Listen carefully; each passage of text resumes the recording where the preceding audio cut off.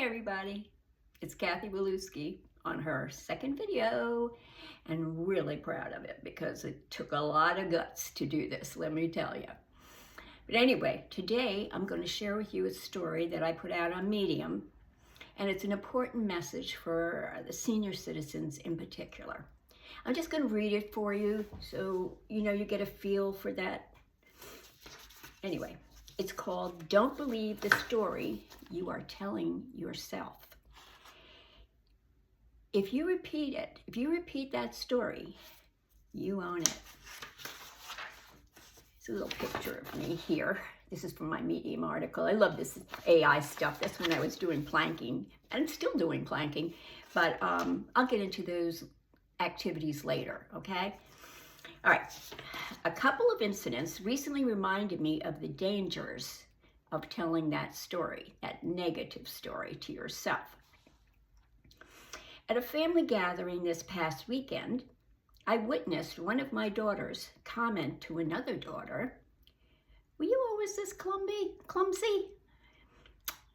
This was not mean-spirited, just a casual comment confirming a long-standing reputation for a little bit of awkwardness. And the response from my other daughter was, "I've always been this way, I guess." Now, I've personally told myself some of these negative stories.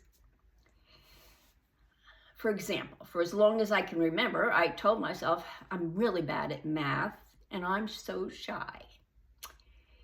To some extent, these things may be true, but my point is quite often they can become self-fulfilling prophecies. We stop trying to change the scenario since that's simply who I am and nothing will ever change it. You know what I mean? It's amazing how much garbage we swallow, especially when dealt out by parents or people close to us. Now, usually our parents are well-intended, and others have been victims themselves of this sort of life-altering sabotage. The brain remembers and the body obeys, whether well-intentioned or not. And that is an important message for you guys. The second incident was a couple of articles on Medium that I had read. In the articles, the writers were extolling the virtue of accepting that aging is inevitable, and hearing creaky joints and accepting limited abilities was okay, and there was nothing we could do about it. Once again, we are telling ourselves a story that no matter what we do, this is our fate. Now, I know that everyone ages differently and are at different points in that process. I accept the fact that perhaps we cannot do all the things we did when we were in our 20s. However, let's try reverse engineering that thought. I'm 81, and I can now do things that I could not do in my 20s. This is admittedly a bit of reverse thinking, but it's true. I can do a 3-minute plank, which I never even thought about doing in my 20s. I never gave a thought to fitness till I actually entered my 40s, like many of you. I exercised then, but gave it up in my 50s. Subsequently, I became overweight and weaker, definitely on a downward curve. Fitness and good healthy eating was decidedly on the back burner for me.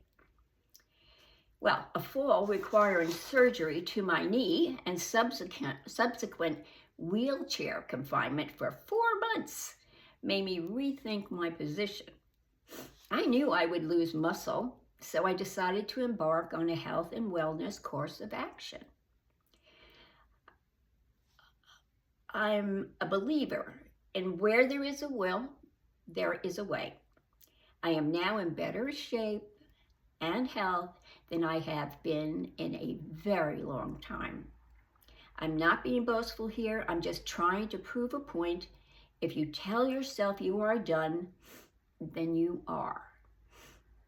Be curious and research. Find whatever activity pleases you that will change that trajectory. The more you believe in yourself, the more improvement that is possible. And it is possible. I'm not saying that everyone should attempt a 3-minute plank, but small incremental activities decidedly help. Do what you can do. Be safe and honor your current limitations. Once you develop the mental attitude that invites positive possibilities, the brain will inform the body and it will obey. Be patient, but positive. That should be your motto. Please tell yourselves good, life-affirming stories, and don't allow long-held negative stories to take hold. It's still possible to reverse those negative scenarios with the right attitude. Now, I will, in my future videos, show you some of the things that I have done. I'm going to just show you a little bit of how much weight I have lost and all the things I can do as a result of that. So I hope that you will join me in the future and subscribe to my channel and hopefully improve your lives and your mental attitude, because I want that for you. That's the reason I'm doing these videos, because I know it's possible and I know you can do it, and we will do it together. So subscribe to the channel and we'll work it out, okay? Thank you so much, everybody. I really appreciate your attention. I know your time is valuable, so please use it wisely. Thank you.